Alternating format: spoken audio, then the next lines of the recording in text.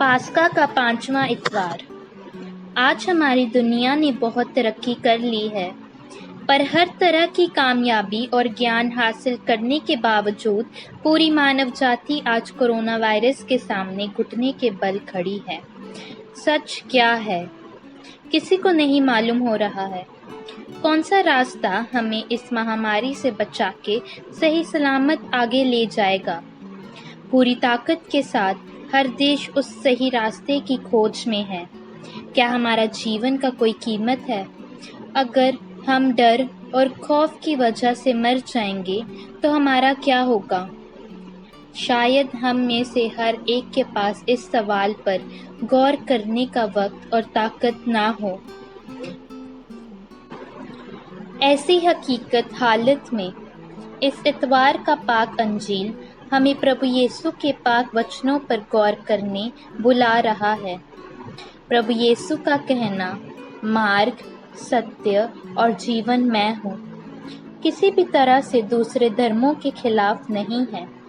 प्रभु यीशु अपने दुख, दर्द और मौत के बारे में भविष्यवाणी करने के बारे अपने चेलों को रूहानी तौर पर तैयार कर रहे हैं, ताकि उनके चेले दुख, दर्द, परेशानी और मौत के सामने डर ना जाएं, बल्कि ईमान, उम्मीद और दिलेरी के साथ जीत हासिल करें और हमेशा की जिंदगी हासिल करें। पहले पाठ में शुरुआती मसीही कलीसिया के तौर तरीके और एकजुट होकर काम करने और हर फैसले को करने की जानकारी सुनाते हैं। दूसरे पाठ में संत पौलुस अपनी गवाही को आगे बढ़ाते हुए एक और रसूली कलीसिया के जोर देकर हम सबों को खुशी के साथ खुदा में वफादार और ईमानदार रहने बुला रहा है। आज भी हम अपनी रूहानी सफ़र को घर में बैठे ही जारी रखें। खुदा के पाक कलाम को दिल से सुने और रूहानी पाक शराकत हासिल करें। अपने परिवारों के लिए और सारे बीमार भाई बहनों के लिए सब मिलकर दुआ करें। थोड़ी देर खामोश रहें और सब मिलकर तौबा का अमल दुआ करें। ऐ मेरे खुदा, मैं अपने सारे दिल से पशेमान हूँ कि मैंने तेरी बेहद नेकी और बुजुर्गी के खिलाफ गुनाह किया है। मैं अपने सब गुनाहों से नफरत करता हूँ, क्योंकि वे तुझे नाखुश करते हैं। ऐ मेरे खुदा, तू जो सब प्यार के लायक है, और मैं मजबूती से इरादा करती हूँ कि तेरे पाक फजल की मदद से फिर हरगिज तुझे नाराज नहीं करूँगा और गुनाहों की राह से किनारा करूँगा। आमीन। पाक कलाम को पढ़ने के लिए तैयार हो जाएं। मोमबत्ती को घर के ऑल्टर पर जलाकर जिंदा खुदावन यीशु मसीह को अपने दिल में पुकारें और पवित्र आत्मा की शक्ति मांगते हुए गाएं।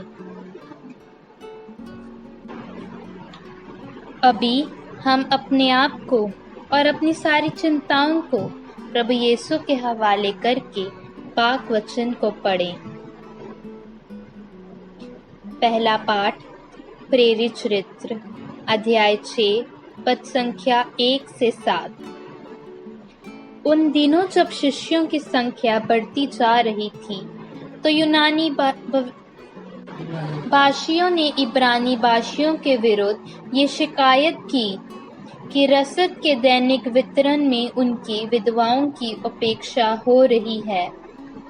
इसलिए बारों ने शिष्यों की सभा बुलाकर कहा, ये उचित नहीं है कि हम भोजन परोसने के लिए ईश्वर का वचन छोड़ दें।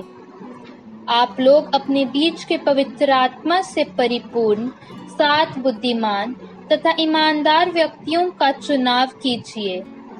हम उन्हें इस कार्य के लिए नियुक्त करेंगे और हम लोग प्रार्थना और वचन की सेवा में लगे रहेंगे। ये बात सबों को अच्छी लगी। उन्होंने विश्वास तथा पवित्र आत्मा से परिपूर्ण स्टेफनुस के अतिरिक्त फिलिप, प्रोखोरुस, निकोनोर, तिमोन, परमेनास, और यहूदी धर्म में नवदीक्षित अंताकिया निवासी निकोलस को चुना और उन्हें प्रेरितों के सामने उपस्थित किया। प्रेरितों ने प्रार्थना करने के बाद उन पर अपने हाथ रखे। ईश्वर का वचन फैलता गया। यरूशलेम में शिष्यों की संख्या बहुत अधिक बढ़ने लगी और बहुत से याजकों ने विश्वास की अधीनता स्वीकार की। ये प्रभु की वाणी है। खुदा का शुक्र हो। दूसरा पाठ, पहला पेत्रुस अध्याय 2 पद संख्या 4 से 9। प्रभु वह जीवन पत्थर है जिसे मनुष्यों ने तो बेकार समझकर निकाल दिया, किंतु जो ईश्वर द्वारा चुना हुआ और उसकी दृष्टि में मूल्यवान है, उनके पास आए और जीवन पत्थरों का आध्यात्मिक भवन बने। इस प्रकार आप पवित्र याजक वर्ग बनकर ऐसे आध्यात्मिक बलिदान चढ़ा सकेंगे जो ईसा मसीह द्वारा ईश्वर को ग्रह्य होंगे। इसलिए धर्म ग्रंथ में ये लिखा है, मैं सियोन में एक चुना हुआ मूल्यवान कोने का पत्थर रखता हूँ, और जो उस पर भरोसा रखता है उसे निराश नहीं होना पड़ेगा। आप लोगों के लिए जो विश्वास करते हैं वह पत्र मूल्यवान है। जो विश्वास नहीं करते उनके लिए धर्म ग्रंथ ये कहता है, कारीगरों ने जिस पत्थर को बेकार समझकर निकाल दिया था वही कोने का पत्थर बन गया है। ऐसा पत्थर जिससे वह ठोकर खाते हैं, ऐसे चट्टान जिस पर वह फिसल कर गिर जाते हैं। वह वचन में विश्वास करना नहीं चाहते, इसलिए वह ठोकर खा कर गिर जाते हैं। यही उनका भाग्य है। परंतु आप लोग चुने हुए वंश, राजकीय याजक वर्ग, पवित्र राष्ट्र तथा ईश्वर की निजी प्रजा हैं, जिससे आप उसके महान कार्यों का बखान करें, जो आप लोगों को अंधकार से निकालकर अपनी अलौकिक ज्योति में बुला लाया। ये प्रभु की वाणी है। खुदा का शुक्र हो।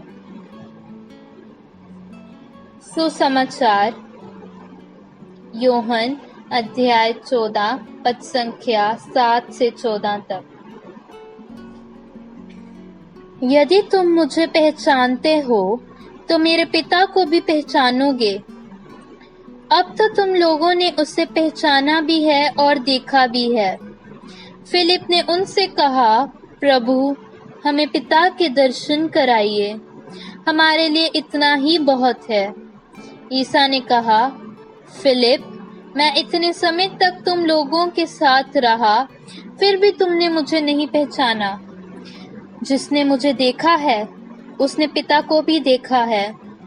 फिर तुम ये क्या कहते हो, हमें पिता के दर्शन कराइए? क्या तुम विश्वास नहीं करते कि मैं पिता में हूँ और पिता मुझ में है? मैं जो शिक्षा देता हूँ वह मेरी अपनी शिक्षा नहीं है। मुझ में निवास करने वाला पिता मेरे द्वारा अपने महान कार्य संपन्न करता है। मेरी इस बात पर विश्वास करो कि मैं पिता में हूँ और पिता मुझ में है। नहीं तो उन महान कार्यों के कारण ही इस बात पर विश्वास करो। मैं तुम लोगों से ये कहता हूँ, जो मुझ में विश्वास करता है वह स्वयं वह कार्य करेगा जिन्हें मैं करता हूँ। वह उनसे भी महान कार्य करेगा, क्योंकि मैं पिता के पास जा रहा हूँ। तुम मेरा नाम लेकर जो कुछ मांगोगे मैं तुम्हें वही प्रदान करूँगा, जिससे पुत्र के द्वारा पिता की महिमा प्रकट हो। यदि तुम मेरा नाम लेकर मुझसे कुछ भी मांगोगे तो मैं तुम्हें वही प्रदान करूँगा। ये प्रभु की अंजील है। ऐ मसीह तेरी स्तुति हो। अंजील के पाठ पर विचार करें।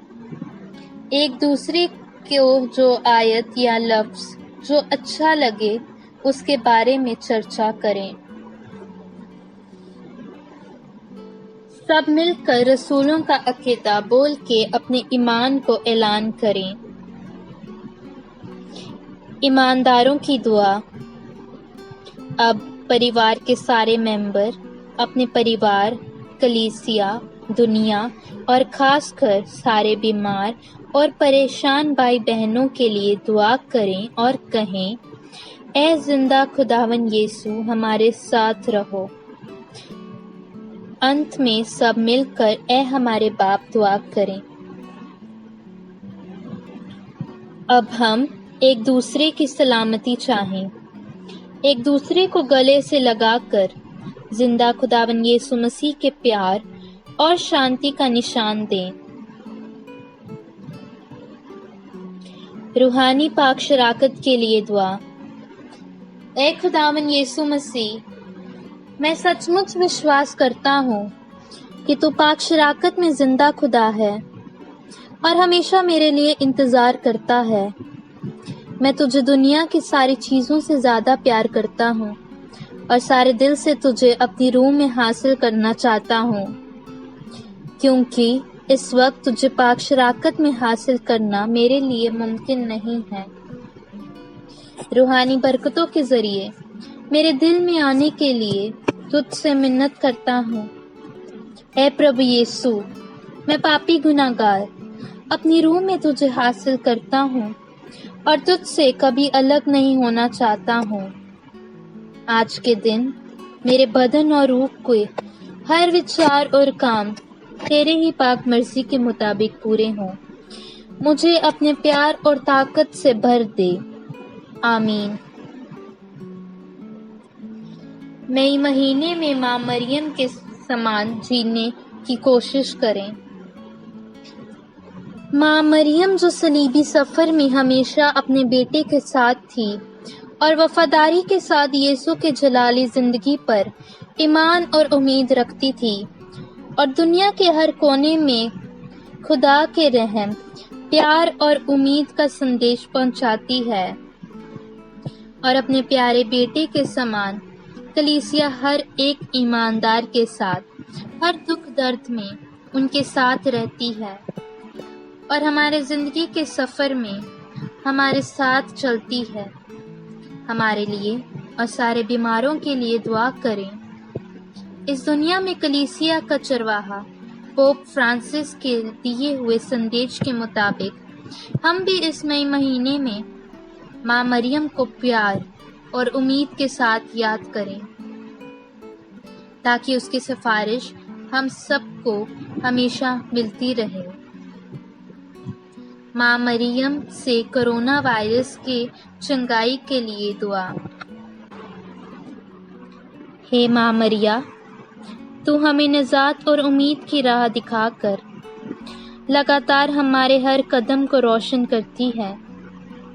हम अपने परिवारों को और दुनिया भर के कोरोना वायरस से पीड़ित हमारे भाई बहनों को तेरे हाथों में सौंपते हैं, जो अपनी ज़िंदगी के सलीबी सफ़र में ईमान और सब्र के साथ तेरे बेटे के साथ जुड़े हैं।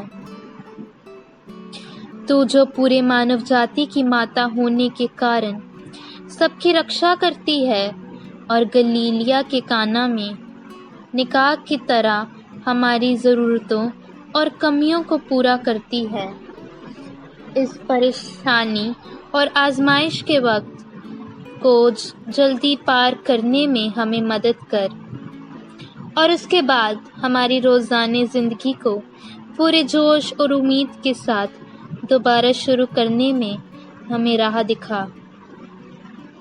हे खुदा की पाक माँ, हमें अपने आप को खुदा बाप को पाक मर्जी के हवाले करने और हर काम में प्रभु यीशु के कहने के मुताबिक जीने में हमें मदद करो, क्योंकि उसने हमारे हर दुख दर्द और परेशानियों को अपने ऊपर उठा लिया और सलीब के ज़रिए हमें बचाने कुर्बान हुआ और मुर्दों में से जी उठा, ताकि हम भी हमेशा हर मौत से जिंदा हो जाएं। आमीन। सलाम मरियम पुरफज़ल, खुदावन तेरे साथ है, तू औरतों में मुबारक है और मुबारक है तेरे पेट का फल यीशु। ए मुकद्दसा मरियम, खुदा की माँ, हम गुनाहगारों के लिए दुआ कर, अब और हमारे मौत के वक्त। आमीन। जलाल बाप और बेटे और रुल कुद्दुस का हो, जैसा कि इब्तिदा में था, अब है और हमेशा होगा। आमीन। मरहूम ईमानदारों की रूहें खुदावन की रहमत से आराम में रहें। आमीन। सब मिलकर एक गीत गाएं और अंत में बाप और बेटे और रूह कुद्दुस के नाम से। आमीन। जिंदा खुदावन यीशु मसीह हमारे परिवारों के साथ रहकर हमारी रक्षा करें और हमें ईमान, उम्मीद और खुशी का वरदान दें।